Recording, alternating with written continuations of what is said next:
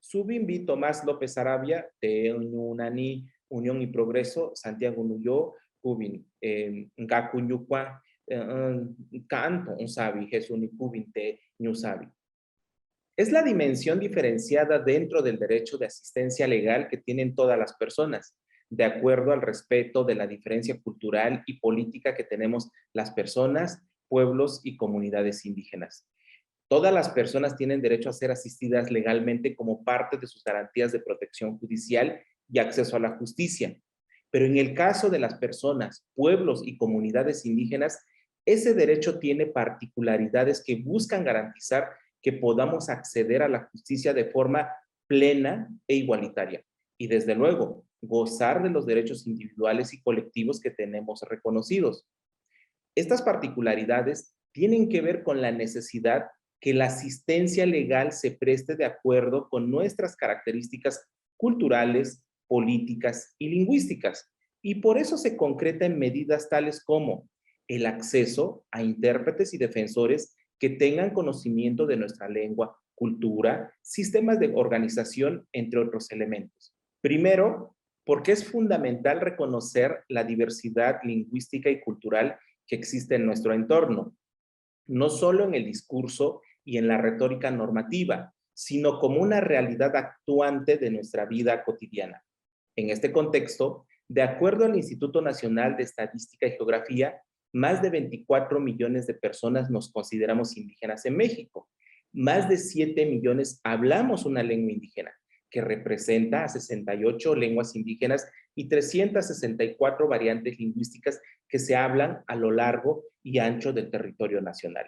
Segundo, porque busca restituir derechos que históricamente han sido violentados de manera sistemática a un sector de la población, como son los pueblos indígenas. En este sentido, la violación sistemática de los derechos de los pueblos indígenas permite afirmar que no son acciones aisladas, sino que responden a un patrón común y que estas situaciones reiteradas ahondan en el trato desigual y en un racismo estructural de poder gozar de los derechos reconocidos. Tercero, porque hablar de derechos humanos e igualdad implica necesariamente garantizar el derecho a la diferencia cultural y lingüística. Ello en concordancia con lo que diversos tribunales han señalado como buscar la continuidad histórica de los pueblos indígenas. Si bien se ha avanzado en generar algunas condiciones para acceder al sistema de justicia en México, todavía existen retos para proveer adecuadamente de estas herramientas. Sin embargo, podemos enunciar algunos puntos clave para seguir impulsando este escenario. Primero, es elemental lograr que las y los operadores del sistema de justicia tengan en cuenta que el ejercicio del derecho a la diferencia cultural no es un problema de los pueblos indígenas, sino más bien es el Estado quien debe garantizar las condiciones de acceso a estos derechos humanos. Segundo, es necesario considerar que al momento de estar enfrente de un caso que involucre a persona o comunidad indígena, se activa la dimensión diferenciada y los derechos específicos, cuya garantía es una obligación del Estado proveernos.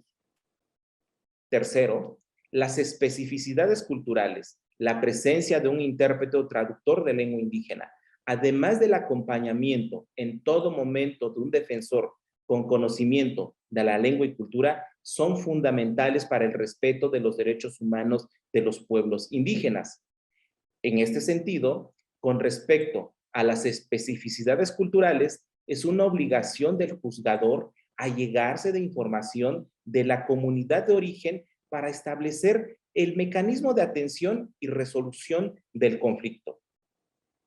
En relación al intérprete, traductor y defensor con conocimiento de la lengua y cultura, es elemental comprender que la naturaleza de estas figuras son procesalmente distintas. Un intérprete es una figura imparcial en el proceso y un defensor es una figura parcial en relación a la estrategia de defensa que plantea para el caso concreto. Como bien lo destaca Yuri Escalante, no basta reformar las normas o cambiar el aparato judicial. Es necesario construir una nueva cultura jurídica a partir del pluralismo jurídico existente en nuestro país. Por lo anterior, los espacios formativos del derecho deben ir transitando hacia procesos plurales e interculturales que permitan el enriquecimiento del conocimiento del derecho a partir de la diversidad jurídica. También es necesario generar las condiciones de política pública que permitan contar con suficientes intérpretes, traductores y defensores con conocimiento de la lengua y cultura, preparados y con las condiciones adecuadas para acompañar casos que involucren a personas y comunidades indígenas.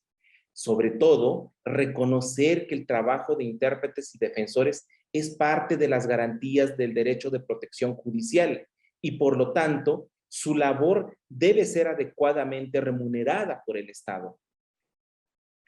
Finalmente, si bien México reconoce la pluralidad de lenguas y culturas en sus discursos, en sus instrumentos normativos, es necesario transitar hacia una praxis en el que se materialicen los derechos humanos, individuales y colectivos de los pueblos indígenas, adoptando con urgencia mecanismos que acorten la brecha entre lo que se reconoce y lo que ocurre cotidianamente.